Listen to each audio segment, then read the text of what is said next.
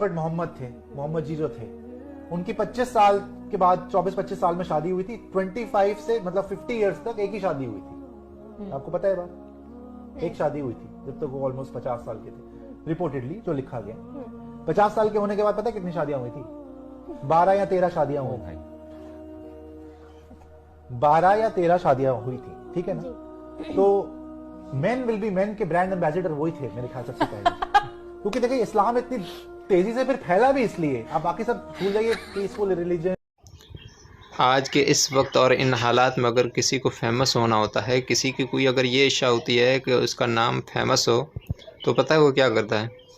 वो किसी के धर्म के बारे में ऐसी कोई आपत्तिजनक बात कह देता है, ऐसी टिप्पणी कह देता है जिसकी वजह से वो फेमस हो जाता है। ये वीडियो आप देख सकते हैं, इसमें एक ऐसा बदबख्त इंसान है जो मोहम्मद सल्लल्लाहु अलैहि वसल्लम के बारे में क्या कह रहा है। पहले आप इस वीडियो को देख लें, उसके बाद बात करते हैं इस पर। अब जैसे मैं अगर यहाँ पे इस्लाम पे शुरू हो जाऊं इजाजत से, अब जैसे प्रॉफेट मोहम्मद थे, मोहम्मद जी जो थे, उनकी 25 साल के बाद 24-25 साल में शादी हुई थी। 25 से मतलब 50 इयर्स तक एक ही शादी हुई थी। आपको पता है बात? एक शादी हुई थी जब तक वो ऑलमोस्ट 50 साल के थे, रिपोर्टेडली जो लिखा गया। 50 साल के होने के बाद पता है कितनी शादियां हुई थी? 12 या 13 शादियां हुई थी। 12 या 13 शादियां हुई थी, ठीक है ना? तो मेन विल बी मेन के ब्रांड एम्बेसडर वही थे मेरे ख्याल सबसे पहले। क्योंकि देखिए इस्लाम इतनी तेजी से फिर फैला भी इसलिए, आप बाकी सब भूल जाइए, पीसफुल रिलीजन और इतना सारा। लेकिन जो ये एक basically men will be main वाला जो स्ट्रेटेजी सबसे पहले उन्होंने निकाली थी, लालच इतना था कि यहाँ आए 4 शादियां करें, एंजॉय करें, आप समझ रहे हैं? तो इसलिए इतनी तेजी से फैला, इतनी तेजी से। तो आपने देखा ये वीडियो, इसमें ये बंदा अल्लाह के रसूल सल्लल्लाहु अलैहि वसल्लम जो हमें मुसलमानों को अपनी जान, माल और इज़्ज़त से बहुत ज़्यादा प्यारे हैं, उनके बारे में, उनकी शादियों को लेकर के ये हंसी मजाक कर रहा है।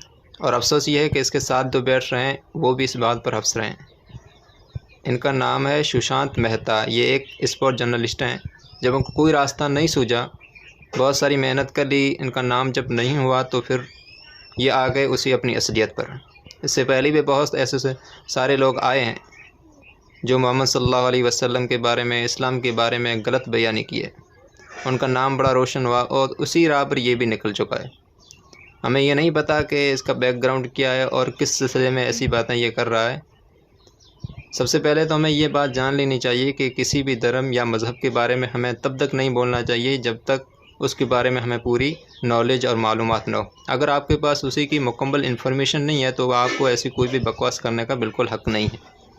वैसे हमें सोचना चाहिए कि हम जिस समाज में, जिस मुल्क में रहे हैं, उसमें सारे मज़ाहिब को फॉलो करने वाले लोग रहते हैं। सबकी आस्थाएँ, सबका फ़ैथ और अक़ीदा अलग अलग है। हम मुसलमान हैं तो हमारा अक़ीदा ये है कि अल्लाह रब्बुल आलमीन को एक मानते हैं और मोहम्मद को अपना सबसे प्यारा नबी मानते हैं। आप जिस धर्म को फॉलो कर रहे हैं आप उस पर रहिए, लेकिन आपको यह कतई नहीं पहुंचता है कि किसी दूसरे मज़हब के बारे में या उन मज़हब की जो किताबें हैं, प्रोफेट्स हैं, उनके बारे में आप ऐसी कोई भी आपत्तिजनक बात कहें जिसकी वजह से उनके फॉलो करने वाले के दिल को ठेस पहुँचे। आप अंदाज़ा कर सकते हैं कि ऐसे लोगों को हमारे समाज में सपोर्ट किया जाता है। किसी भी धर्म का मानने वाला, अगर कोई मुसलमान है, वो अपने हिंदू भाइयों के देवी देवताओं के बारे में अगर कोई गलत बयान करता है तो मुसलमानों को चाहिए कि कभी भी ऐसे लोगों का सपोर्ट न करें। और इसी तरह अगर कोई दूसरे रिलीजन्स के हैं, वो भी किसी मज़हब के बारे में अगर कोई भी बात करते हैं तो हमें ऐसे लोगों का सपोर्ट नहीं करना चाहिए। आज ये एक माहौल चल पड़ा है कि हमारे समाज में जो ऐसे लोग हैं उनका हम जो है बढ़ावा देते हैं, उनको मुकम्मल सपोर्ट करते हैं, जिस वजह से ये गंदगी और ज़्यादा फैल रही है।